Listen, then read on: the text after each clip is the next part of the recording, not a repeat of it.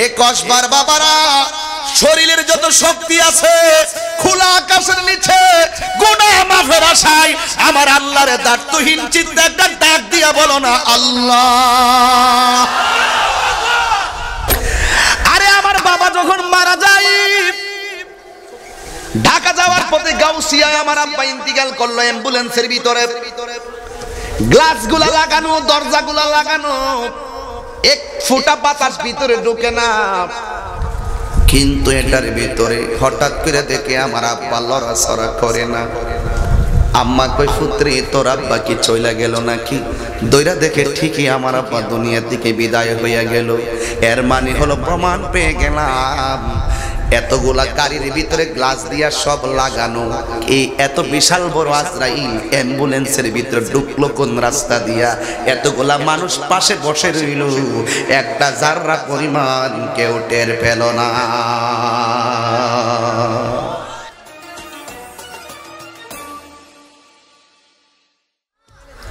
আমি তাহিরি চলে গেলে কি আর আসবো?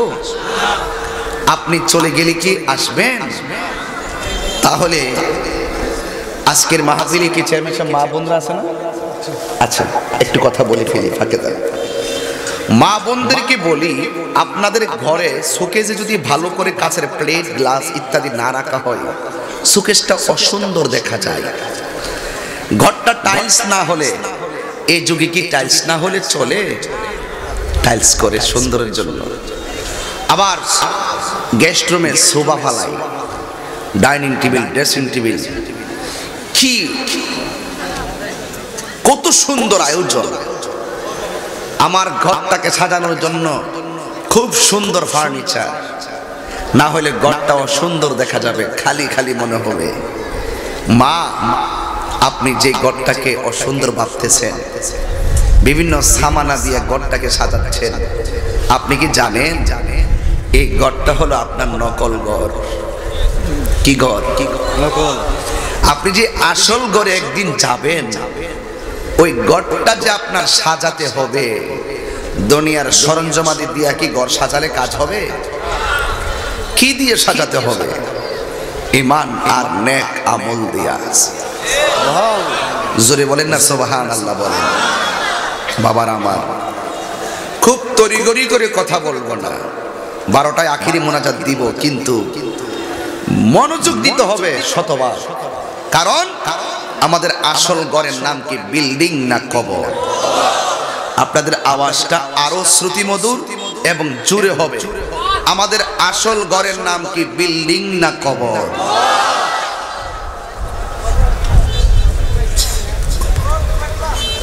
আমি আপনাদের সামনে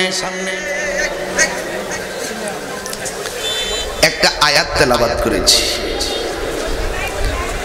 আমরা যখন কাউকে মাটি দেই, মাটি দেওয়ার সময় এই দোয়াটা এইটা আমরা পড়ি। প্রথম মুষ্টি মাটি দেওয়ার সময় পড়ি মিনহা খালাকনাকুম। আমরা দেশে এগুলো এখন কম। মাটি দেওয়ার সময় উপর থেকে ডিল মাইরা মাইরা ফালাইয়া দৌড় মারে, ক্রিকেট খেলা কবর মধ্যে ডিল মেরে মাটি ফালাইয়া একটা দৌড় মারে, তার বাজার আছে। আরে বাবা একটা লোকেরে চিরদিন বিদায়, চিরদিনের জন্য বিদায় দিচ্ছ, তার জন্য দোয়া করে আল্লাহর কাছে ক্ষমা চেয়ে তাকে বিদায় দাও। তো হুট করে ডিল মারা কবরের ভিতরে আপনারা দেখবেন, খেয়াল করেন, প্রথম মাটি দেওয়ার পরে উপর থেকে ডিল মারা শুরু করে। একটু মায়া করেন, মায়া। আল্লাহ কোরআনে বলছেন এভাবে, মিনহা খালাকনাকুম ওয়া ফিহা নুঈদুকুম ওয়া মিনহা নুখরিজুকুম তারাতান উখরা।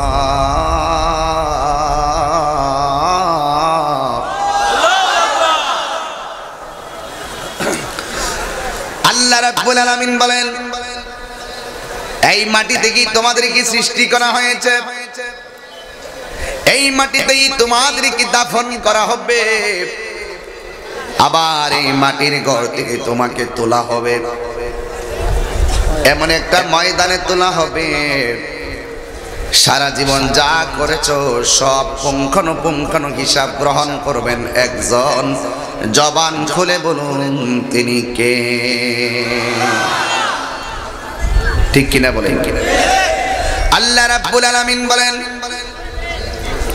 কাইফা তাকফুরুনা বিল্লাহি ওয়া কুনতুম আমওয়াতান ফাআহইয়াকুম সুম্মা ইউমীতুকুম সুম্মা ইউহয়ীকুম সুম্মা ইলাইহি তুরজাউন।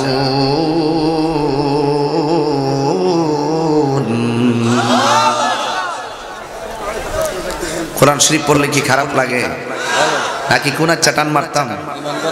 হ্যাঁ, ওই টান্ডি আছে না, আগের টান্ডি। কিন্তু আমাদের মরতে হবে। আপনি শান গান অসুবিধা নাই,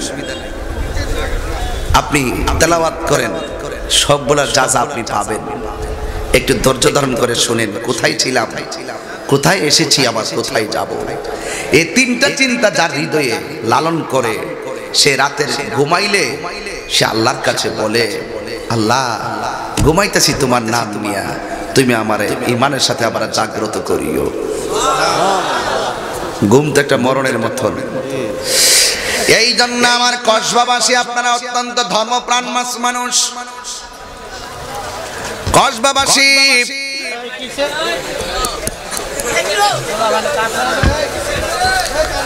আপনারা অত্যন্ত নম্র ভদ্র মানুষ।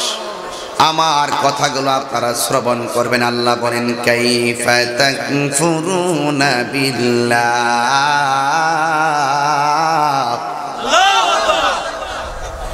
তোমরা কিভাবে আল্লাহকে অস্বীকার করছো। ওয়া কুনতুম আমওয়াতান, তোমরা ছিলে নিষ্প্রাণ। ফাআহইয়াকুম, অতঃপর তোমাদেরকে জীবন দেওয়া হয়েছে। আপনারা বলেন নিষ্প্রাণ দেহের ভিতরে প্রাণ দেওয়ার মালিক কে? আলিমুল গায়বি ওয়াশ শাহাদাতি হুয়ার রাহমানুর রহিম।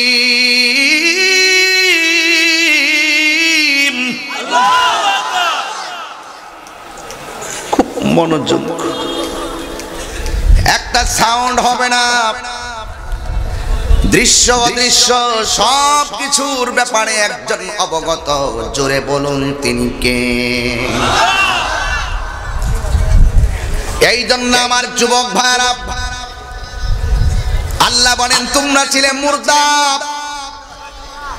তোমরা ছিলে নিষ্প্রাণ। জবান খুলে বলো আমাদেরকে প্রাণ দিয়েছেন কে? প্রাণ দেওয়ার পরে কেউ অ্যাডভোকেট, প্রাণ দেওয়ার পরে কেউ সভাপতি, প্রাণ দেওয়ার পরে কেউ চেয়ারম্যান, প্রাণ দেওয়ার পরে কেউ বক্তা, প্রাণ দেওয়ার পর কেউ উপজেলা চেয়ারম্যান, প্রাণ দেওয়ার পরে কেউ মন্ত্রী, প্রাণ দেওয়ার পরে কেউ 10 তলা বিল্ডিং এর মালিক, প্রাণ দেওয়ার পরে কেউ মাটির ঘরের মালিক, প্রাণ দেওয়ার পরে কেউ টিনের ঘরের মালিক। আল্লাহ বলেন তোর কিছু ছিল না, তোর কিছু ছিল না, আমি আল্লাহ সব দিয়েছি। কিন্তু আমি আল্লাহ তোর সব একটা থাবার মাধ্যমে স্তব্ধ করে দিব।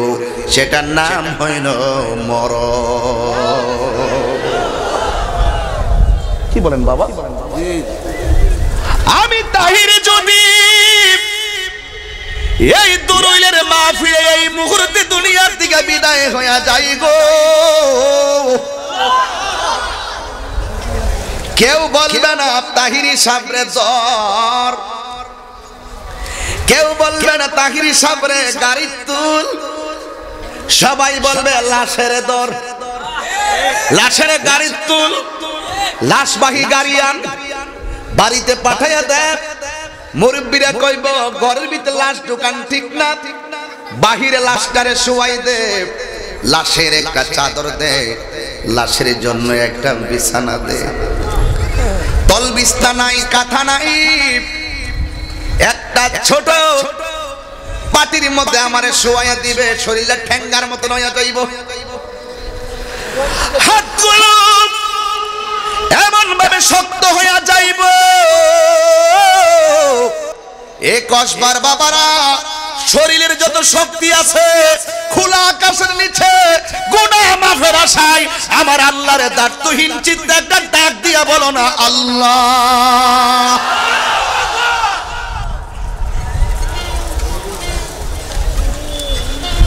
আল্লাহু লা ইলাহা ইল্লা হুয়াল হাইয়ুল কাইয়্যুম।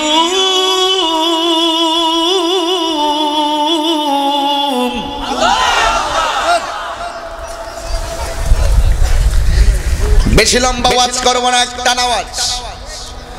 ওয়েদারটা যতটুকু আল্লাহ দিয়েছেন শুকরিয়া আদায় করি। যিনি ছিলেন তিনি আছেন, তিনি থাকবেন। জবান খুলে বলুন তিনি কে? আল্লাহ বলে তোরে আমি জীবন দিয়েছি, মরণ নামক খাওয়ার মাধ্যমে তোর বাহাদুরি শেষ। আমি আমার আব্বারে নিজের হাতে গোসল করাইছি, আমি আমার আব্বারে নিজের হাতে কবরে নামাইছি।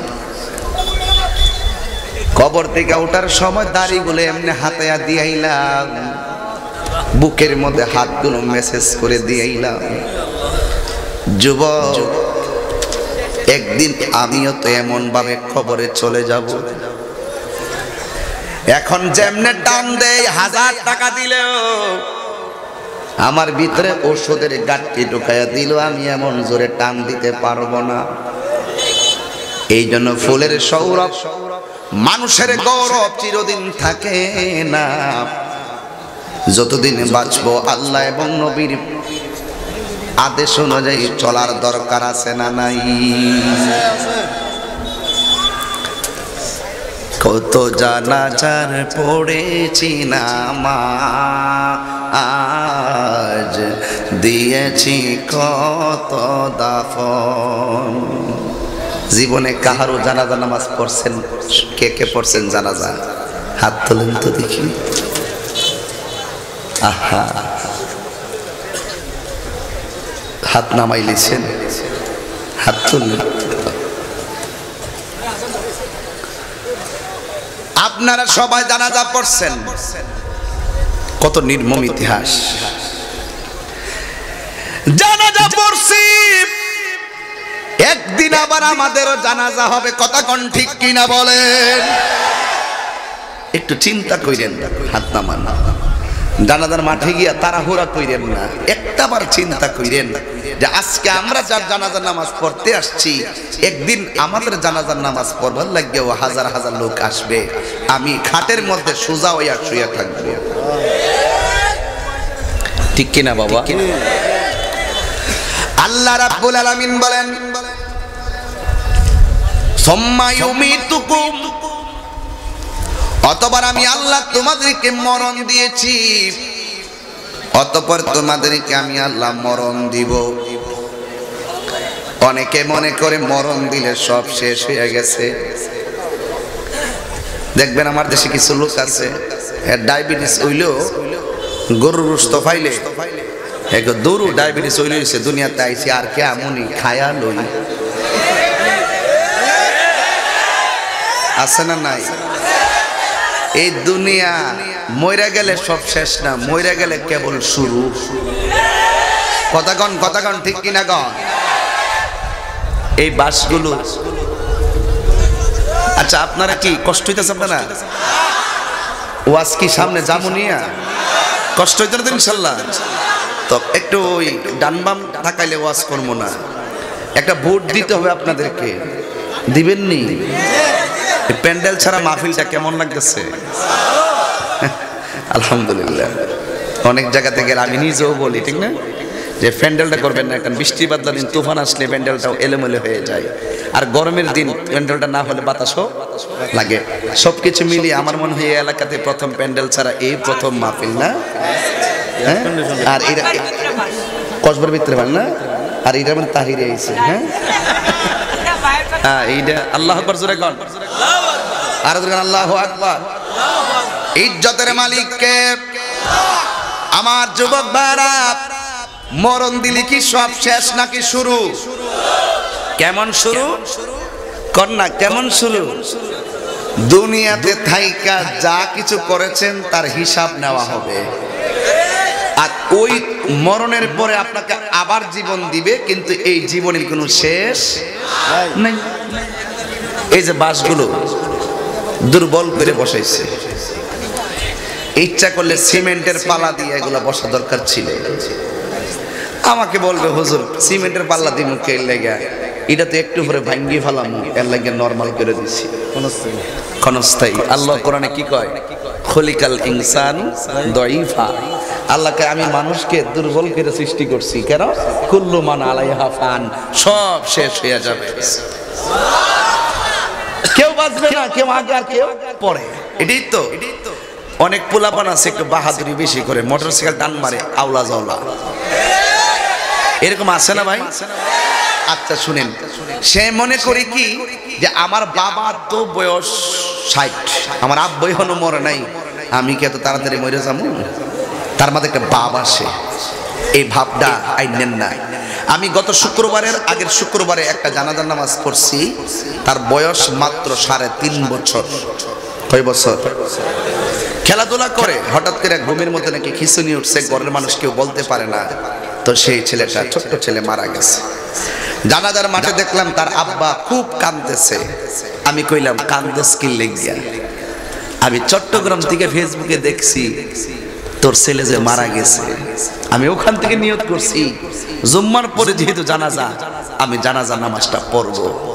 কেন জানেন? কারণ এই সমস্ত জানাজা পড়াও ভাগ্যের ব্যাপার।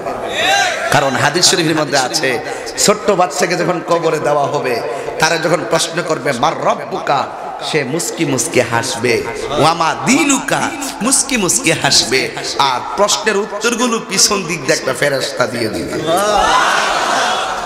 কিছু কথা আছে বলতে হয়, না বললে চলে না। আমার দেশের কিছু মুসল্লি দেখবেন জুম্মার দিন কিছু ছোট ছোট বাচ্চা মসজিদে যায় না, ছোট মানুষ পিছন দিক দিয়ে ওরা একটু কথাবার্তা বলে, কথাবার্তা বলার পরে কিছু বড় বড় পাগল ডি আছে না, প্রত্যেকটা মসজিদে এমন কিছু বড় পাগল আছে। এরা প্রথম কাতার থেকে একটা ডাক মারবো, ক্যাডারে কথা কস, কইও তোমরা ফুতাত জি ফুতাত বাইতিরাই কায়ো মসজিদে আইনো না। কথা কি সঠিক? ইডি তাহিরি সারা কেউ কইতো না রে, হেরা ডরা ডরা ডরা। আমি তো ডাইরেক্ট কইয়ালাই, আমি কই ওই ফুলার কথা পিছন দিয়ে কেউ শুনছেন না, আপনি বড় পাগলের কথা বলতে শুনছে। আল্লাহর রাস্তা আপনি বন্ধ হইল। ছোট বাচ্চা নামাজ পড়ে, আরে বেটা ছোট বাচ্চা যদি বলি বাবু তুমি কথা কইও না, হ্যাঁ মসজিদে কথা বললে আল্লাহ তোমাকে শাস্তি দিবে, আল্লাহ মারবে, হ্যাঁ কথা কইও না। একবার, দ্বিতীয় সপ্তাহ আরেকবার, তৃতীয় সপ্তাহ প্রয়োজনে তারে বাচ্চাদের নিয়ে নিয়ে এক একজন অভিভাবক সাইড করে খাড়া করান। ছোট্ট বাচ্চা নামাজ পড়লে তার উপরে নামাজ ফরজ হয়েছে না, কিন্তু ছোট্ট বাচ্চা দেখবেন কিছু কিছু, আমার বাচ্চার একটা বয়স, আমার ছেলে কিন্তু আছে আলহামদুলিল্লাহ একজন, আরেকটা মেয়ে আছে, ছেলের বয়স মাত্র 1 বছর 11 মাস, কই দিন জানে আর কি। তো এই ছেলে দেখছি এর আম্মার সাথে ওই দিন নামাজ পড়তেছে, এর আম্মা যখন নামাজ পড়তেছে তখন এই আমার বাপ ছেলেটাও এইভাবে কি করতেছে, সেজদার সময় সেজদা দিতেছে আর কি। এখন হাদিস শরীফে কি কো জানেননি, এই বাচ্চা কাচ্চার উপর নামাজ ফরজ না হইলো, এরা যে নামাজ পড়ে এই নামাজের যে আপাপ্পি করে কিছু না পড়লো, এরা তো ফেরেশতা, এদের সওয়াবটা বাচ্চার মা বাবার আমল নামায় দিয়ে দেয়। সে আরেকবার বাচ্চা তোমাকে নামাজ পড়লে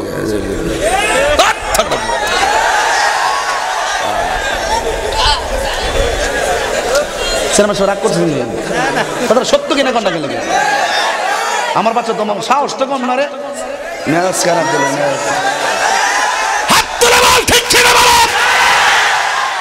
আমার ছেলে ছোটবেলা মসজিদে যাবে, যাইতে যাইতে যাইতে যেতে মসজিদে বাড়িতে দরদ তৈরি হবে, ছোট্ট বাচ্চাদেরকে সামনে দিয়া মাররা আলা গিলমানিন ফাসাল্লামু আলাইহিম, নবী যখন ছোট্ট সন্তানের সামনে দিয়া যেতেন আল্লাহর হাবিব ছোট্ট ছেলেদেরকে সালাম দিতেন, বাচ্চারা পরের দিন আবার নবীকে সালাম দিয়ে দিতেন।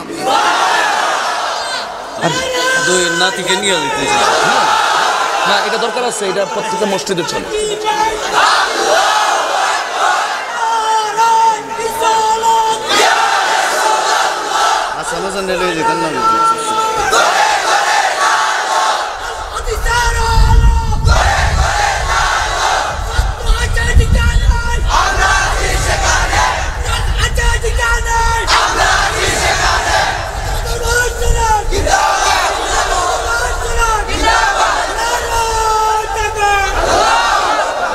এটা কি মাইক না গলার? আল্লাহ তার গলার মধ্যে আরো বরকত দান করুক। আরো জোরে কোন আমিন। কসবা এলে আমি মনের মাধুরী মিশায় কথা বলি, কারণ কসবা হলো আমার এলাকা। কথা কোন ঠিক না বেটি? এই জন্য কষ্ট নিয়েন না, যে কথাগুলো বলছি কথাগুলো ফালাই দিয়েন না। বাচ্চাদেরকে আদর করেন, বাচ্চাদেরকে কি করেন? আদর করবেন। এদেরকে আদর করা সুন্নাতে রাসূল। যে চিৎকার মেরে কন্যা সুবহানাল্লাহ। কোথায় যেন গিয়েছিলাম? আল্লাহ রাব্বুল আলামিন সুম্মা ইউমিতুকুম, অতঃপর মরণ নামক থাবা দিয়া তোমার সব অস্তিত্ব বিলীন। কিন্তু অনেকে মনে মনে করে মরে গেলে সব শেষ হয়ে গেছে। না রে না, আমার আল্লাহ আবার অ্যালার্ট করে দিলেন সুম্মা ইউহয়িকুম, অতঃপর আমি আল্লাহ তোমাদেরকে জীবন দিব। জীবন পাইলাম কয়বার? কথা কয় না, জোরে কন। আপনার বিপদ। প্রথমবার জীবন পাইছি, আল্লাহর উদ্দেশ্য আছে একটা। মাঝখানে মরণটা দিল কেন? আল্লাহ কয় ইন্না বাতশা রাব্বিকা লাশাদীদ, আমার দরা যে কত শক্ত, মরণটা দিয়ে বোঝাই দিলেন। দ্বিতীয়বার আবার জীবন দিবে কেন? তোমাকে দুনিয়াতে যেই জন্য পাঠিয়েছিল, তুমি কি কাজ করেছো? ভালো হলে ভালোর রেজাল্ট, মন্দ হলে মন্দর রেজাল্ট। প্রতিদান আর প্রতিফল দেওয়ার জন্য দ্বিতীয়বার আবার জীবনটা দিয়ে দিবে, যেই জীবনের কোনো শেষ। আল্লাহ রাব্বুল আলামিন প্রথম জীবন দিল কেন? চেয়ারম্যান সাহেব বলেছিলেন ইসলাম মানে সন্ত্রাসীর নাম নয়, ইসলাম মানে জঙ্গিবাদের নাম নয়। ইসলামের একটা অর্থ হলো শান্তি, আর একটা অর্থ হলো মানবতা, আর একটা অর্থ হলো মানব কল্যাণ, আর একটা অর্থ হলো ভ্রাতৃত্ব, আর একটা অর্থ হলো একতা। আল্লাহ রাব্বুল আলামিন আমাদেরকে জীবন দিয়েছেন। প্রথমবার জীবন দেওয়ার অর্থ হলো, আল্লাহ রাব্বুল আলামিন কোরআনুল কারীমের মধ্যে চমৎকার বলেছেন, ওয়ামা খালাকতুল জিন্না ওয়াল ইনসা ইল্লা লিয়াবুদুন।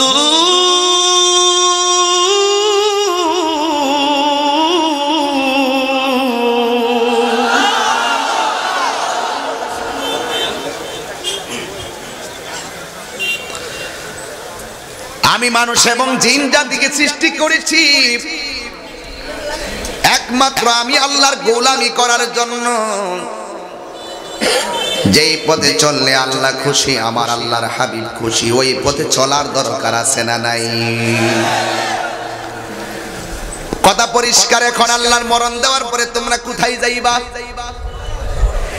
এই দুনিয়ায় ডান দিকে ব্যারিকেড দিলে বাম দিকে যায়, সামনে ব্যারিকেড দিলে পিছন দিকে যায়, কিন্তু তুমি যেখানে পালাও না কেন একটা দিকে তোমাকে ফিরে যেতে হবে। সেই দিকটার নাম কি?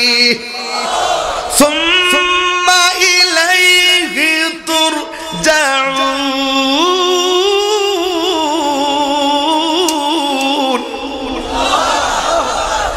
যিনি আমারে বানাইছে সে আল্লাহর দিকে আমাকে ফিরে যেতে হবে। বাঁচার কোনো রাস্তা নাই, পলাইবার কোনো রাস্তা নাই। একটা বাস্তব এক্সাম্পল দেই। সভাপতি সাহেব আমার সামনে, আলেম থাকলে সভাপতি ভালো লাগে, আলেম যখন সভাপতি থেকে শান্তি লাগে। কথাগুলা বুঝেন। আরে আমার বাবা যখন মারা যায়, ঢাকা যাওয়ার পথে গাউসিয়ায় আমার আব্বা ইন্তিকাল করলো। অ্যাম্বুলেন্সের ভিতরে গ্লাসগুলা লাগানো, দরজাগুলা লাগানো, এক ফোঁটা বাতাস ভিতরে ঢোকে না। কিন্তু এটার ভিতরে হঠাৎ করে দেখে আমার আব্বা লড়াচড়া করে না। আম্মা কই পুত্রে তোর আব্বা কি চইলা গেল নাকি? দইরা দেখে ঠিকই আমার আব্বা দুনিয়ার দিকে বিদায় হইয়া গেল। এর মানে হলো প্রমাণ পেয়ে গেলাম এতগুলা গাড়ির ভিতরে গ্লাস দিয়া সব লাগানো, এই এত বিশাল বড় আজরাইল অ্যাম্বুলেন্সের ভিতরে ঢুকলো কোন রাস্তা দিয়া? এতগুলা মানুষ পাশে বসে রইল, একটা জাররা পরিমাণ কেউ টের পেল না। এই জন্য আমার আল্লাহ বলেন, ওয়ামা তাদরি নাফসুন বিআইয়ি আরদিন তামুত।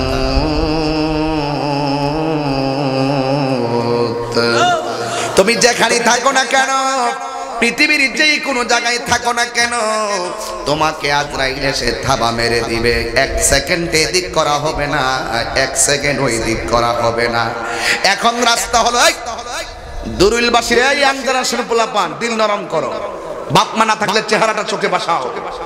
নিজের জীবন কতটুকু অতিক্রম করছো, কিভাবে কাটাইতেছো, রঙের বাহানা করতেছো। এই মাহফিল সামনে রমজান আসতেছে, আল্লাহর কসম এই মাসটাকে সামনে কসম খাইয়া বলো, আর জীবনে আল্লাহর সঙ্গে নাফরমানি করবা না। জীবন যে কোনো মুহূর্তে চাকা স্তব্ধ হয়ে যেতে পারে। তোমার কি মনে নাই শাহপুর রাস্তা দিয়ে 3টা বন্ধু একসঙ্গে মোটরসাইকেলে যাওয়ার সময় রোড অ্যাক্সিডেন্টে মারা গেছিল? কি মনে নাই?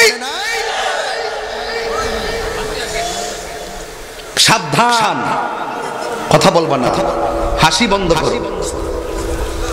এই জন্য আমার বাবারা, আমার আল্লাহ রাব্বুল আলামিন রাস্তা দিয়েছেন 2টা, একটা হলো ভালো আর একটা হলো মন্দ।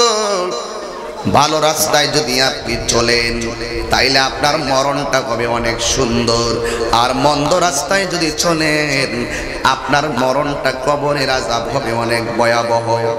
যেমন আমার নবী, আপনার নবী বলেন, যেই ব্যক্তি ঈমানদার হবে, ওই যে আল্লাহর কোরআন, মা আতাকুমুর রাসূলু ফাখুযুহু ওয়া মা নাহাকুম আনহু ফান্তাহু। আমার আল্লাহ রাব্বুল আলামিন যা কিছু কল্যাণকর বলেছেন তা তোমাদেরকে গ্রহণ করা লাগবে, আর যা থেকে নিষেধ করেছেন তা থেকে আমাদের দূরে থাকা লাগবে। জোরে বলেন ঠিক কিনা? এই জন্য কল্যাণকর যা কিছু কল্যাণকর যা পালন করলে আল্লাহ খুশি, যা পালন করলে আমার নবী খুশি, সেই পথে আমাদেরকে চলতে হবে গো আমার দুরুইলের মা, ও আমার কসবার মা, ও চণ্ডীদারের মা, ও আমার কসবা গোবিনাথপুর ব্রাহ্মণ গ্রামের মা। যত জায়গা থেকে আপনারা যুবক ভাই মুরব্বী বাবারা এসেছেন, একটু তাকায়া দেখেন না মুরব্বী বাবাদের দাড়িগুলা পেকে গেছে। যদি জিজ্ঞেস করি দাড়িগুলা কোন দিন পাকছে, আমাকে বলবে তাহিরি হুজুর এই কালো দাড়িগুলা কোন দিন, কোন দিন, কোন সেকেন্ড, কোন মাসে আমার কালো দাড়িগুলো সাদা হয়েছে গো, আমি জাররা পরিমাণ টের পাই নাই। যদি বলি আগের মতন চোখে দেখেননি, মুরব্বী বলে আগের মতো আমি চোখে দেখি না। আগের মতো দৌড়তে পারেননি, মুরব্বী বলে আমি পারি না। ও যুবক, তুমি মনে করো না শক্তি আছে বলে তুমি বেঁচে থাকবে, না না না, তোমার হায়াত যতদিন ততদিন তোমার দুনিয়ার বাহাদুরি। আমার নবী বলে যদি তুমি ইমানদার হও, তোমার ঘরের দরজায় দুরুইল না, এই দুরুইল ইমানদারের ঘরে দরজার মধ্যে আজরাইল আসবে, ইমানদার বিছানার মধ্যে এইভাবে শুইয়া থাকবে। ইমানদার যখন শুইয়া থাকবো, ওই আজরাইল ঘরের দরজার মধ্যে আইসা ইমানদারের একটা সালাম দিবে। সালামটা দেওয়ার পরে ইমানদারের মাথার চুলের কাছে আইসা আজরাইল আইসা বসবে। আজরাইলে বৈশা আজরাইলের যে আঙ্গুলগুলো চিরুনি বানাইয়া ইমানদারের ওই চুলের মধ্যে আশ্রাইয়া দিবে। ইমানদারের চোখের মধ্যে একটা ঘুম ঘুম ভাব আসবে। ওই মুহূর্তে আজরাইলে ইমানদারের কানের কাছে মুখটা লাগাইব, লাগাইয়া ডাক দিয়া বলবে, আল্লাহর বান্দা, ও আল্লাহর বান্দা, আমি এসেছি কিছুক্ষণ পরে তোমার রূহটা কবজ করব, তোমার সময় শেষ হয়ে গেছে। এবার ইমানদার ডাক দিয়ে বলবে, আজরাইল, ও আজরাইল,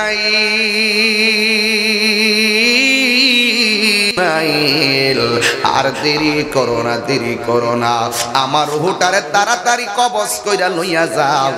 কারণ ইমানদাররা বলে আদ-দুনিয়া সিজনুল মুমিনিন, এই দুনিয়াটা হলো ইমানদারের জন্য জেলখানা। ইমানদার ডাক দিয়া বলবে, আজরাইল, তাড়াতাড়ি আমার রুহুটারে লইয়া যাও গো। আমার রুহুটা নিয়ে গেলে আমি আমার মনিবের সঙ্গে দেখার জন্য আমার মনটা পাগল পাগল হইয়া রইছে। আমার রুহুটারে তাড়াতাড়ি লইয়া যাও, আমার মনিবের সঙ্গে দিদারের জন্য মনটা পাগল পাগল হইয়া রইছে। ইমানদারের কাছে দুনিয়া বড় তুচ্ছ। আরে আমি তাহিরের যদি জিজ্ঞাসা করো দুনিয়া তোমার কাছে কেমন, আমি বলবো আমার জমিন আমার কাছে তুচ্ছ, আমার পরিবার আমার কাছে তুচ্ছ, আমার ব্যাংক ব্যালেন্স আমার কাছে তুচ্ছ, আমার ক্ষমতা আমার কাছে তুচ্ছ, আমার গলাবাজি আমার কাছে তুচ্ছ, আমার কণ্ঠ আমার কাছে তুচ্ছ, আমার যা আছে সব আমার কাছে তুচ্ছ। কিন্তু আমার কষ্টবাসী জেনে যাও, আমাদের সবার একটাই কথা, এই দুনিয়ায় সব আমরার কাছে তুচ্ছ, আমার নবীর মহব্বত আমাদের কাছে সবার শ্রেষ্ঠ। ঠিক কিনা বলেন? আল্লাহু আকবার।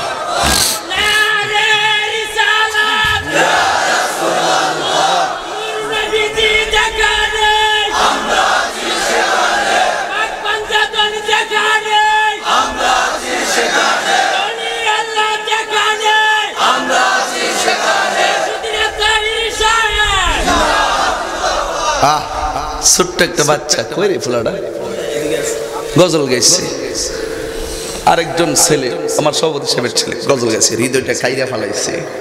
ছোট্ট বাচ্চা কি কয়, দু নয়নে রাসূলে পাক দেখলে কেমন হতো, জন্ম আমার নবীর যুগে হলে কেমন হতো, জন্ম আমার নবীর যুগে হলে কেমন হতো। আপনাদের আওয়াজ কি আরেকটু বাড়বে না ভাই? আর একটু বাড়াইতে হবে আপনাদের, একটু জবানটা। দু নয়নে রাসূলে পাক দেখলে কেমন হতো, জন্ম আমার নবীর যুগে কেমন হতো। একটু হাত তুলবেন না আমার সাথে, পাগলামি করেন নবীর প্রেমে, আমার নবী খুশি হয়ে যাবে। জন্ম আমার নবীর যুগে কেমন হতো, মাশাআল্লাহ। দু নয়নে রাসূল পাক দেখিলে কেমন হতো, জন্ম আমার নবীর যুগে হলে কেমন হতো। একদম হৃদয় খুলে, জন্ম আমার নবীর যুগে হলে কেমন হতো। আসিত ভেসে হজিরতে বেলালের মধুর আজান, সেই আজানে ছিল এত প্রেম মুগ্ধ রহমান, দয়াল নবীর পিছে নামাজ পড়লে কেমন হতো, দয়াল নবীর পিছে নামাজ পড়লে কেমন হতো। সবাই জবানটা আরো বলে, দু নয়নে রাসূল পাক দেখিলে কেমন হতো, জন্ম আমার নবীর যুগে হলে কেমন হতো। আরো জোরে, হে জন্ম আমার নবীর যুগে হলে কেমন হতো। মারহাবা বলবেন না সবাই? সবাইকে মারহাবা বলবেন না? আমার নবীর জন্ম, নবীর যুগে যদি আমাদের জন্ম হতো, এই কসবাবাসী, এই ব্রাহ্মণবাড়িয়াবাসী, আখাউড়াবাসী, বাঞ্ছারামপুরবাসী সবাই দায়িত্বহীন কণ্ঠে বলো, নবীনগর পর্যন্ত যারা এসেছো, আমার নবীর যুগে যদি জন্ম হতো তাহলে কেমন হতো? আমি আপনাদেরকে বলে দিচ্ছি কেমন হতো। আমি তাহিরির পক্ষ থেকে এলান শোনো, আমার পক্ষ থেকে আমার মনের কথা শোনো। নবীর যুগে যদি আমাদের জন্ম হতো, আমরা নবীর পিছনে দাঁড়িয়ে নামাজ আদায় করতাম। আমার নবীর যুগে যদি জন্ম হতো, নবীর সঙ্গে ইফতার করতাম। আমার নবীর যুগে যদি জন্ম হতো, নবীর সঙ্গে জিহাদের ময়দানে যেতাম। কাফেররা নবীকে পাথর মারতো, ওই পাথর আমাদের বুকে নিয়ে নিতাম। আল্লাহু আকবার।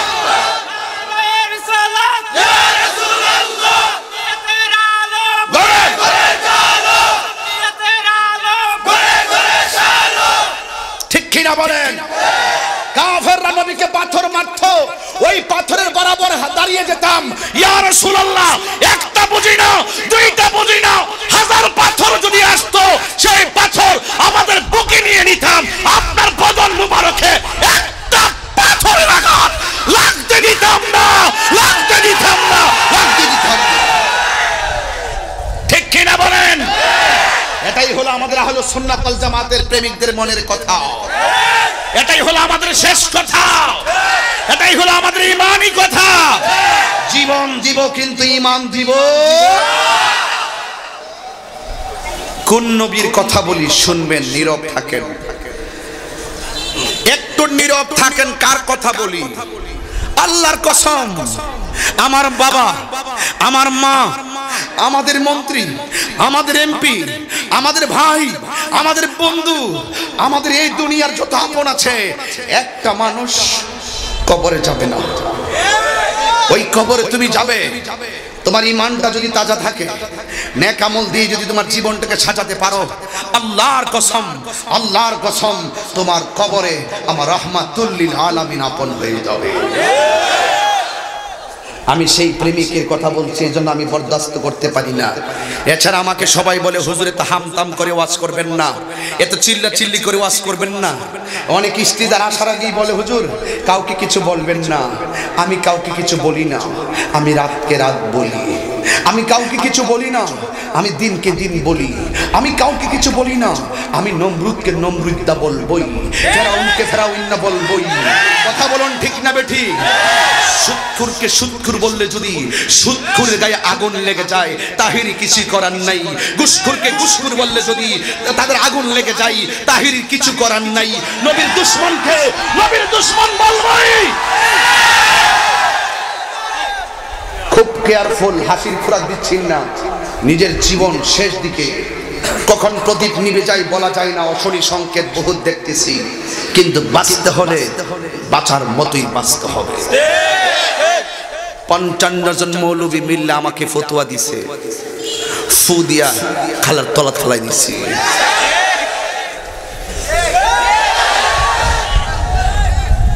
সতেরো বছর ধরে ওয়াজ করলাম জীবনে, 17 বছর ধরে শিরকের বিরুদ্ধে ওয়াজ করলাম, 17 বছর ধরে কুফরির বিরুদ্ধে ওয়াজ করলাম। আজকে 17 বছর পরে আমার আয়েশা ফতোয়া দেয়, ফতোয়া দিয়া এরাই হারাই গেছে।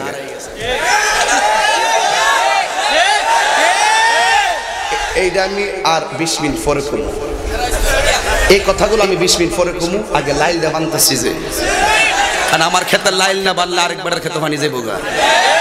কথা কর ঠিক কিনা কর?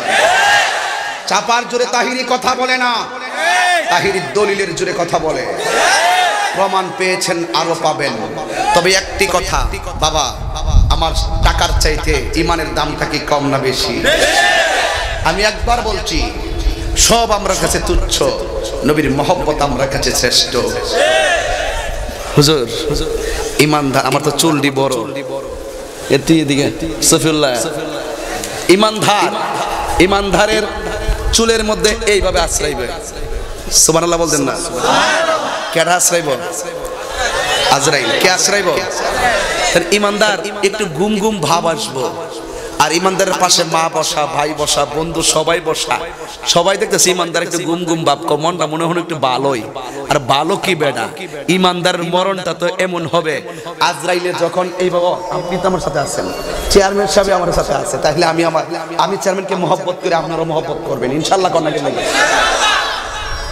এইভাবে আজরাইল ইমানদারের হাসবেন না, এমন একটা মরণ কি আমরা দরকার আছে না? আছে আছে। কিরে ভাই, এই সব বাদ দিয়ে দেন। আমার কৈশোর বয়সে আমি নবী না পাই, আমি দুঃখ করি না, নবীর গান গাইবই। যৌবন কালে নবী দেখি নাই, দুঃখ করি না, নবীর শান চলবেই। বৃদ্ধত্ব কালে নবীর দেখি না, কিন্তু নবীর শান চলবেই। একটা কথা, ইয়া রাসূলুল্লাহ, মরণ কালে যেন আপনার দিদার হয়। হাত তুলে বল, ঠিক কি না বলো? মরণ কালে নবী দেখতে চাই কি চাই না? এই ইমানদারের কথাই বলতেছি। আসলে এত চিৎকার পাড়াটা উচিত নয় আমার। বিয়াদবি মাফ করে দিবেন, এখানে অনেক মুরব্বী আছে, মুরব্বীর সামনে এত হাত লাগানো ঠিক নয়। এরপরে আমার হাত টাত লইরা যায়, এটা আগের একটা অভ্যাস, এই অভ্যাস আমি বলতাম পারি না। এরপর আমি অনেক চেষ্টা করি বান্দা ওয়াজ করবার লাগিয়া, হাত লড়া আমি কিতা করতাম। বাদ দেন, আমারে বোঝায় পারতেন না ভাই, এটা আর একটা জগৎ। এখানে তাহিরি রেডি কইয়া লাভ নাই, তাহিরি এটা কিছু কইয়া লাভ নাই, ঠিক আছে? এরপরে আসেন একটু সামনে যাই, সবদি সব মাইন করেন না ইনশাল্লাহ। আমি একটা কথাই বলি, ইমানদারের যখন মাথার চুল দিয়ে আশ্রাইব, আজরাইলে ইমানদারের কানের কাছে মুখটা লাগাইব, এই একটু পরে তোমার রুহটা। ইমানদার কইব, দেরি করে লাভ নেই, তাড়াতাড়ি রুহটা নিয়ে যান। এমনি আল্লাহ আর একটা ফেরেশতা ডাক দিব, কই এই আজরাইল গেছে গা, দূর তুই বইরছিস কি লাগা, তুই তাড়াতাড়ি যা, তুই জান্নাত থেকে একটা কাফনের কাফন ল, একটা কি কাফন ল, একটা কাফনের কাফন ল, আর একটা আতরের বোতল ল, লইয়া আতরটার কাফনের কাফনের মধ্যে দিয়া দে, দিয়া এই আতরের এই কাফনটা লইয়া ইমানদারের কাছে তাড়াতাড়ি যা, একটু ভরি ইমানদার রুহ কবজ দিব। তুই তাড়াতাড়ি যাইয়া আজরাইলে যখন মাথার পাশে বইছে আর আফন বন্ধ ডাইনে বাইনে বই রইছে, একটা জায়গা খালি আছে, কোন জায়গাটা জানেননি? এটা হইল দুইটা চোখের মাঝখানে। তুই যাইয়া দুইটা চোখের মাঝখানে গিয়া বহ ইমানদারের। দেখেন ইমানদারের পাওয়ারটা কি, দেখেন আল্লাহ কেমনে বাড়ায়। এবার ইমানদারের এখানে এসে বৈশা এই কাপড়টারে নাকের কাছে লাগাইব। গ্রানটা কিটা সাধারণ গ্রান, লাগানোর পরে আজরাইলে রুহটা কবজ করব, আর ইমানদার এই গ্রানটা টানতেছে আস্তে আস্তে। ছোট্ট সন্তান মায়ের স্তন থেকে দুধ পান করলে যেমনে ঘুমায় যায়, টের পায় না। ওই আজরাইলে রুহুটা নেওয়ার সময় ইমানদার যাররা পরিমাণ টের পাইতো না। সব জায়গার ব্যবসায়ীরা ব্যবসায় দান বরকত দান করুক, আমিন কর। কসবা একটা কথাই বলছি, আমি ব্রাহ্মণবাড়িয়া সদর, আর এটা হলো কসবা। মাঝখানটা কি? এটা হলো ফাটিসন্ডাকে, ফাটিসন্ডা। এটা হুমুক দর, এটা ফিস দর, খালাতো ভাই জাটাতো ভাই, এটি তো আর কিতা ঠিক নিও। এবার আইন কথা কথই, কথা বানান জানারে বাবা, কথা কথই। কথা এমন কথা বের হয়ে গেলে আর ফিরে আনা যায় না। দনুক যেভাবে তীর যদি ছুটতে যায়, আর যদি কলে এই দনুক এই তীর আমরা বাফ লাগো আমার দিকে আইবনি, এই কথাও বাইরে গেলে গা, আব্বাও বাইরে গেছে, আবার আয়ো মুখের ভিতরে আইবনি। এই জন্য কয়েকটা জিনিস ফিরে আনানো যায়। এবার বাবা একটু যাবেন গা, 1 ইঞ্চ লড়ন যে চলা পছন্দ হয়ে গেছে বাজানো। আসলে এলাকার স্থানীয় প্রতিনিধি যারা, গণ্যমান্য ব্যক্তি যারা, তাদের অনেক বুদ্ধির মাধ্যমে এই মাহফিলগুলো হয়। আমরা আলেমরা যারা, আমরা বক্তা, আমরা বুঝি এগুলো। এই জন্য আমরাও ওনাদেরকে দেখলে আমাদের ভালো লাগে। কথা কন ঠিক না বে ঠিক? যাই হোক বাবার আমার, কই জানি গেছিলাম গা, লইরে গেছে গা, কোথায় জানে গেল রে? হ্যাঁ ওই রেশমি কাপড়টা। এবার ওই কসবা থেকে দুরুইলের যিনি মারা গেছেন তারে বাইন্ডিং করবার লাগে কি আনছে? কাফনে কাপড় আনছে। ও বন্দরে একটা জবান বন্ধ রাখবেন না। কষ্ট হইতেছে নাকি? আবার একটু আজকে জিকির হইতো না ইনশাল্লাহ? ওই যে জিকিরটি একবার মনে আসেনি, কসবাজে মাহফিলে আসলাম, পরে বৃষ্টি আই উঠছেন যে, আজকে নিয়তটা করছিলাম বৃষ্টি আইলে আমি যাইতাম, এর ক্ষেত্রে যেতাম না। একটা জবান বন্ধ রাখবেন না, জবানটা ছেড়ে বলেন ইয়া রাসূলুল্লাহ। এই দিক দিয়ে আওয়াজ একটু হালকা হইতাছে, জবান খুইলা কই ইয়া রাসূলুল্লাহ। দুরুল গ্রাম যিনি মারা গেছে তার বডিটারে বাইন্ডিং করার জন্য কসবা থেকে কাফনের কাপড় আনলেন, আর এই দিকটা রুহুটারে বাইন্ডিং করে উপরের দিকে নিয়ে যাচ্ছে। যেতে যেতে যেতে যেতে যেতে যেতে এমন একটা জায়গায় নিয়ে যাওয়া হলো, যেই জায়গার নাম হইল ইল্লিন। জোরে জোরে বলেন সুবহানাল্লাহ। এই দিক দিয়া দুরুইলের লাশটাকে ওই কসবার কাফনের কাপড় দিয়া বাইন্ডিং কইরা আসল বাড়িতে নিয়ে যাবে। আমার দুরুইলের বাবারা জবানটা খুলে বলো, আসল ঘরের নাম কি, বিল্ডিং না কবর? ওই কবরে যখন নামায়া দিব, আল্লাহ ডাক দিয়ে বলবো, ফেরেশতারে আমার প্রেমিকের কবরে ইন্টারভিউ হবে, রুহুটারে এখানে রাখিস না, যা কবরে যায় রুহুটা দিয়ে দে। এবার মুর্দারের ভিতরে, ইমানদারের ভিতরে রুহুটা দিয়ে দিবে। যেই মাত্র রুহুটা দিয়ে দিবে, ইমানদার কবরের ভিতরে জিন্দা হয়ে যাবে।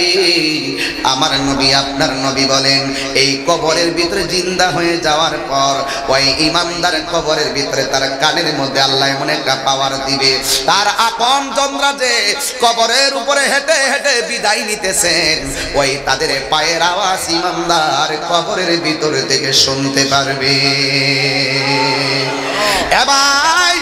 এবার হুটা দেওয়ার পরে কবরের ভিতরে এক দুইজন ফেরেশতা নামবে, নামার পরে তারে কবরে বসাবে, বসায় ইমানদারের সালাম দিব, প্রশ্ন করবে।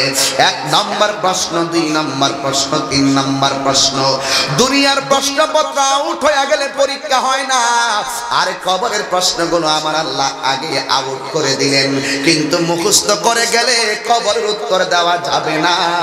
ওই কবরের উত্তর দিতে হবে ঈমানের বদৌলতে। জোরে কোন ঠিক কিনা? এবার ইমানদারকে যখন কবরে নামাবে, এবার বসাইয়া প্রথম প্রশ্ন করবে, মার রব্বুকা, তোমার রবকে? ইমানদার বলবে রব্বি আল্লাহ। 2 নম্বর প্রশ্ন, ওয়ামা দীনুকা, তোমার ধর্ম কি? সে বলবে দীনি আল ইসলাম। ওয়ামা কুনতা তাকুলু ফি হক্কি হাযার রাজুল, এই লোকটা সম্পর্কে তুমি কি ধারণা করতে? মান হাযার রাজুল, এই লোকটাকে? তখন ইমানদার বলে দিবে, তিনি আমার জান, তিনি আমার প্রাণ, হাবিবে দুজাহান, রাহমাতুল লিল আলামিন। যেই মাত্র ইমানদার 3টা প্রশ্নের উত্তর দিয়ে দিবে। এই পর্যন্ত আমরা ওয়াজগুলা করি, বাকিগুলা আমরা সময়ের কারণে করতে পারি না। এরপরে আমি মাঝে মাঝে কথাগুলা বলি, আপনারা অনেকে জানেন। ইমানদার যখন 3টা প্রশ্নের উত্তর দিয়া দিবে, আল্লাহ বলবে, ফেরেশতারা, ও ফেরেশতারা রে, আমার পাগল এই কবরের মাটির ঘরে থাকবো, আমার পাগলটা কেমনে বিছানায় থাকবে? যা যা যাও, জান্নাত থেকে একটা বিছানা নিয়ে আসো, আমার ইমানদারের নিচে ওই কবরে জান্নাতের গালিচাটা বিছায়া দিয়ে আসো। এবার আমার আল্লাহ জান্নাতি বিছানা যখন কবরে পাঠাবে, ওই বিছানাটা এত আরাম, দুলার মতন কবরে সে শুয়ে যাবে। শুধুমাত্র তাই নয়, ও চেয়ারম্যান সাহেব, দেখেন মুক্ত হাওয়াটা আমাদের মুখে লাগলে কত আরাম লাগতেছে। একটা ঘুম ঘুম ভাব এসে গেছে, এখানে ঘুমাইলে 8 ঘন্টা ঘুমান যাইব, এখন এমন আরাম লাগতেছে। এই যে একটা বাতাস লাগতেছে, কত আরাম। আল্লাহ কই, ও ফেরেশতা, আমার প্রেমিকের কবরের বরাবর জান্নাতি একটা হাওয়ার রাস্তা করে দে, আমার পাগল যেন আরামে ঘুমায়া যেতে পারে। জোরে জোরে কি সুবহানাল্লাহ বলবেন না?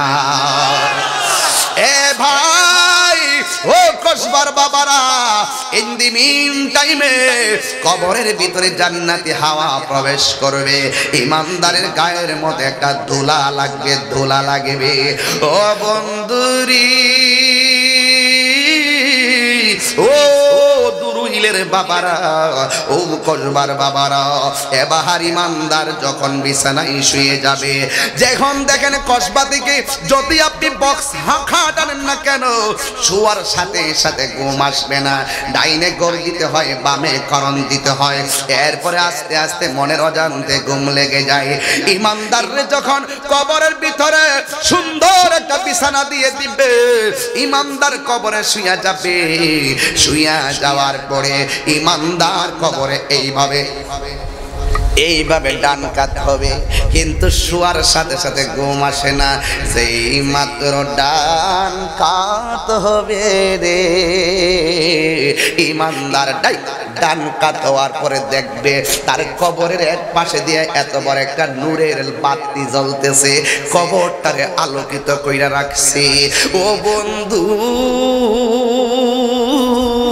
ও বন্ধু রে, ইমানদার তখন আলোটারে ডাক দিয়ে বলবে, তুমি কে গো? আমার কবরের ভিতরে তুমি আলো দিতেছো। আলোর জবান খুলে যাবে, ওই আলোটা ডাক দিয়ে কয়, আমারে তুমি চিনো না, আমি দুনিয়ার সূর্যের আলো না, আমি দুনিয়ার চাঁদের আলো নয়, আমারে তুমি চিনো না, আমারে আলো বানাইয়া তোমার কবরে পাঠাইছে। আমি কে নাই জানোনি? কই তুমি কে? কই আমি হইলাম তোমার দুনিয়ার সকল নেক আমল। ওই আমলগুলো এসে কবরে আলো জ্বেলে দিবে। এরপর ইমানদার ডান পাশের আলো দেখা বাম কাত হবে, বাম কাত হওয়ার পরে দেখবে রে বাবা, ওই বাম কাত হওয়ার পরে ইমানদার দেখবে বাম দিক দিয়ে আর একটা নূরের আলো জ্বলতেছে। ও বন্ধু, ইমানদার জিগাইব, তুমি কে গো?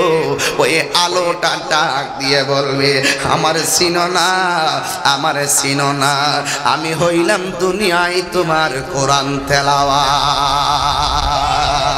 আমি আজকেও তো এই দিকটা আসার সময় দেখে আসছি ব্রাহ্মণ গ্রাম সুন্নিয়া হাফিজিয়া মাদ্রাসা রেল লাইনের পাশে, আমি দেখে মাদ্রাসায় উঠলাম, কোরআনের পাখিগুলো নিয়ে দাঁড়াইয়া কথা বললাম, তাদের জন্য দোয়া করলাম। এই এলাকার মাদ্রাসাটা দরকার আছে না নাই? আরো জোরে বলো, আছে না নাই? ও বন্ধুরে, এই কোরআন এমন একটা কোরআন, যেই কোরআনটা কবরের ভিতরে তোমাকে আলো দিবে, আলো দিবে। এই যে সামনে রমজান মাস আসতেছে, এই রমজান মাসে যদি কোরআন খতম পড়ো, তাইলে এই কোরআনটা হাসরের ময়দানে তেলাওয়াতকারীর জন্য আল্লাহর কাছে সুপারিশ করবে। এই সুপারিশ করার ফলে আমার আল্লাহ কোরআনের সুপারিশ গ্রহণ করিবেন। এই জন্য আমার বাবা কথাই কথা চলে আসে, এই জন্য যুবক, এই কোরআনটা কবরের মধ্যে আযাব দি, কবরের মধ্যে আলো দিবে। এই কোরআনের পক্ষে যারা থাকবে এদের জীবন ধন্য হয়ে যাবে, আর কোরআনের বিরুদ্ধে যারা যাবে এদের জীবনটা ধ্বংস হয়ে যাবে। চেয়ারম্যান সাহেব, রাগ করেন না, একটা কথা বলেই ফেলি, বলারও দরকার আছে বলেই মনে করছি। আমি অনেকগুলা রাষ্ট্রে যতটুকু আমি খবর নিয়েছি এবং আমি যতটুকু অভিজ্ঞতা অর্জন করেছি, আল্লাহ রহমতে আমি দেখেছি অন্যান্য রাষ্ট্রের ভিতরে সংখ্যালঘু মুসলমান যারা, যেই কোনো রাষ্ট্রে মুসলমান যেখানে কম সেখানে মুসলমানরা নির্যাতিত হচ্ছে।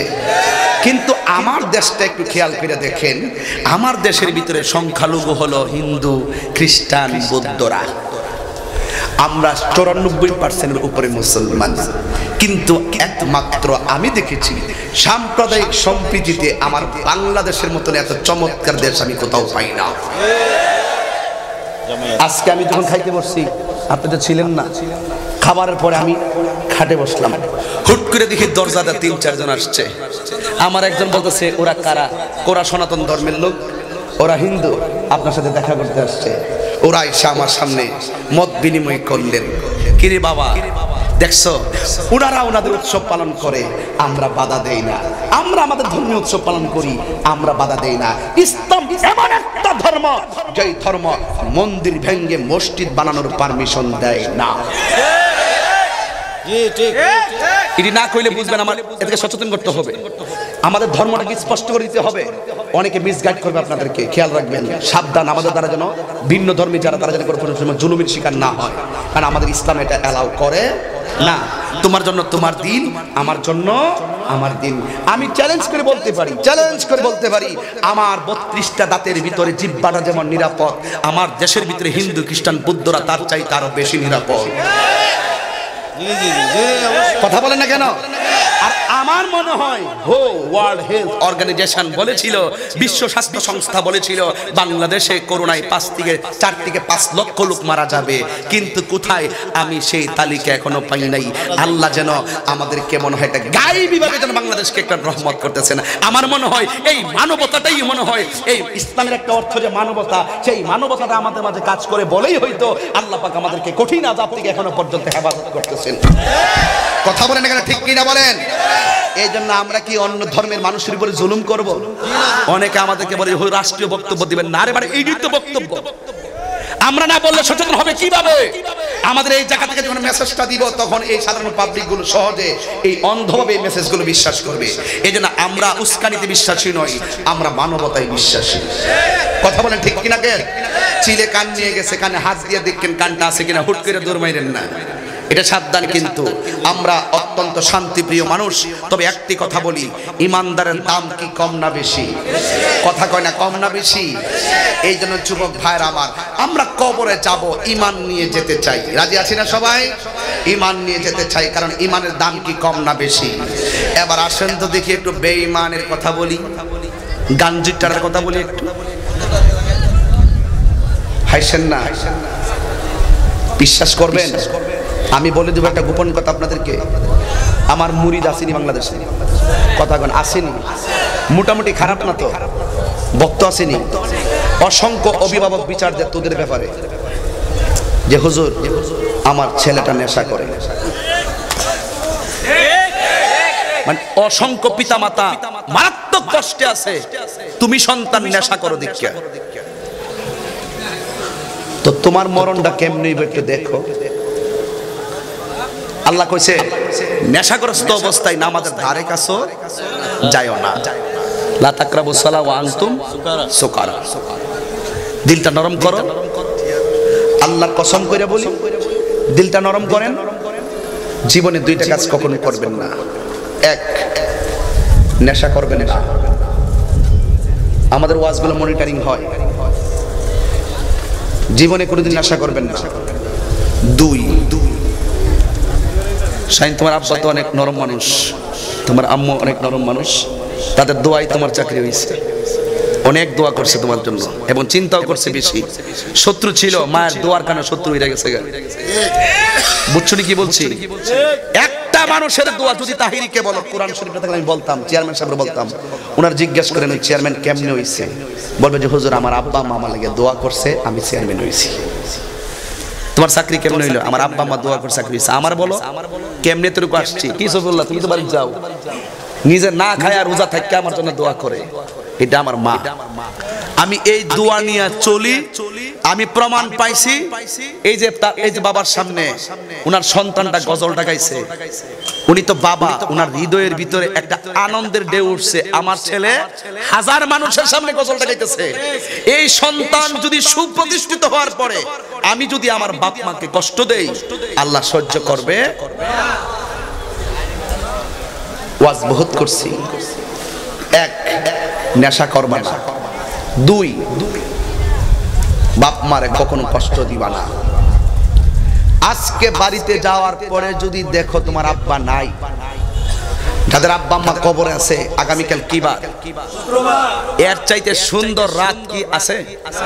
একটা দোয়া কবুলের রাত। আমি বুঝলাম না কেমনে সব মিলে গেছে। আজকে একটা জুমার রাত, এটা দোয়া কবুলের রাত। এই রাত্রটা আমি আল্লাহর কসম করে বলি, বাপ মা যদি কবরে যায় থাকে, আগামীকাল জুম্মার পরে ওই বাপ মার কবরটা যায় জিয়ারত করবা। আমি কি করছি জানেন? সবে বরাতে আমার মসজিদের মুসল্লি আমি নিজে গুরুস্থানে লাইট লাগাইছি। লাইট লাগাইয়া মসজিদের সকল মুসল্লিদেরকে নিয়ে আমি গুরুস্থানে গেছি। আমার আব্বার রওজার পাশে দাঁড়াইয়া, মাঝখানে দাঁড়াই আমি দোয়া করছি, সবাই লাইন ধরে দাঁড়াই ছিল। এই মা বাপটা চলে গেলে বুঝবা, আরে বাবা নামক বট বৃক্ষটা এমন একটা গাছ, এটা ফল না দিল তোমার ছায়া দিয়া রাখবো। একদম আত্মর ল্যাংড়া হয়ে যদি ঘরের কোন ফইরো থাকে, হাজার হাজার সমস্যা তোমার বাবার কারণে সমাধান হয়ে যাবে। কিন্তু বাপটা চলে যাওয়ার পরে কুল কিনারা বিচারে পাইতা না। আর মা নামক মমতার চাদর যার গায়ে নাই, তার মতন এমন এতিম আর কেউ নাই। আমি এখন বাড়ি যাবো না। আমি যদি বাড়িতে যাই, আমার আব্বা যে খাটের মধ্যে ছিল, এই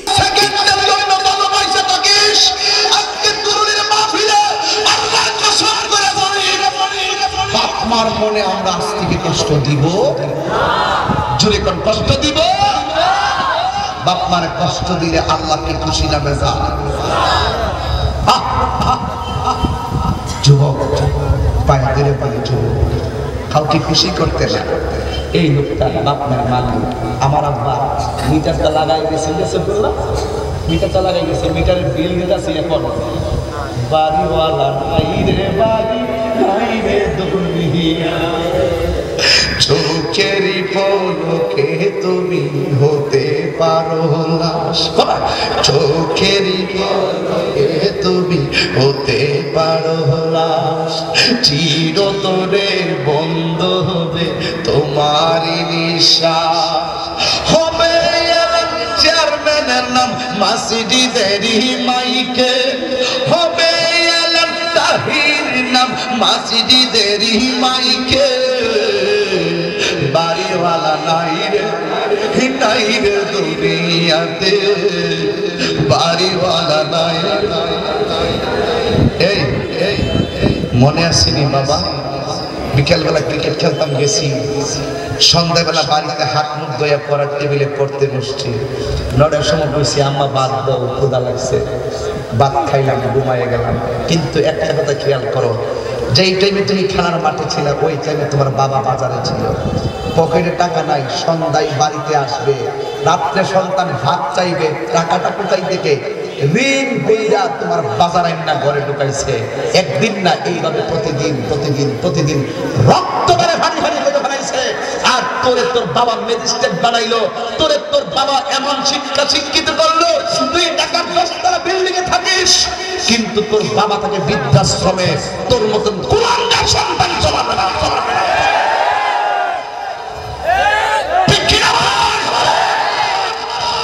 আমি ওই সন্তানটাকে রেসপেক্ট করি, ওই সন্তানটাকে মহব্বত করি। সে শুটকির ভর্তাটা খাইলো, বাঙ্গা গর্তার ভিতরে মারে লইয়া খা। একবার কইছে না আমার ক্ষেতের মধ্যে বাড়ি, কেউ কইছি নিও? আমি তাহির ইচ্ছা করে ঢাকা থাকতে পারতাম না, কি থাকতে পারতাম না? কটুক্তি করছে আমার বাবার ভিটা নিয়া, এই জন্য আমি তার ছাড়ি নাই। কথা কর, আমি ছাড়ি নাই। আমার 100 বার বলে আমি রাগ করলাম, আমার বাবার পিতৃ ভিটা নিয়ে বলছে, এই জন্য আমি তাকে ছাড়ার প্রশ্নই আসে না। আমি ওখানে থাকি কেন জানো? আমার আব্বা আম্মা আছে সেখানে। আমি গাদ্দার না, মা বাপরে এক জায়গায় ফালাই আমি যে 10তলা বিল্ডিং এ ঘুমাবো। তোর কোটি বিল্ডিং এর চাইতে আমার মা বাবা আমার কাছে সবচেয়ে বড় প্রাসাদ।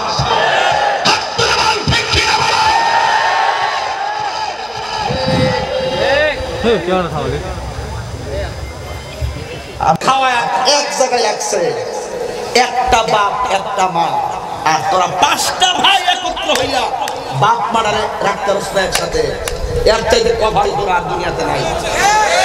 আয়সা সর্দারি করে, ওইটার আলাদা করে দে, হিটার আলাদা করে দে।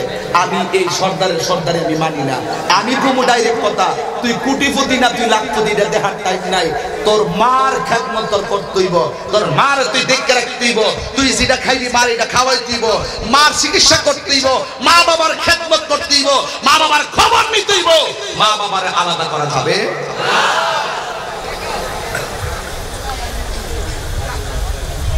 একটা মা 4টা ফুল 3টা জিরে একসাথে রাখলো, আর এরা 7টা মিলিয়া মা বাপকে সেবা করতে পারে না। এই এক মা পারছে কেমনে? আল্লাহর কসম করে বলে আজকের মাহফিল থেকে ওয়াদা করে যাও, জীবনে আমরা কোনোদিন বাপ মারে কষ্ট দিমু না। কারা কারা রাজি হাত তোলো, একদম দিল নরম করে হাত তোলো, হাত নামাও।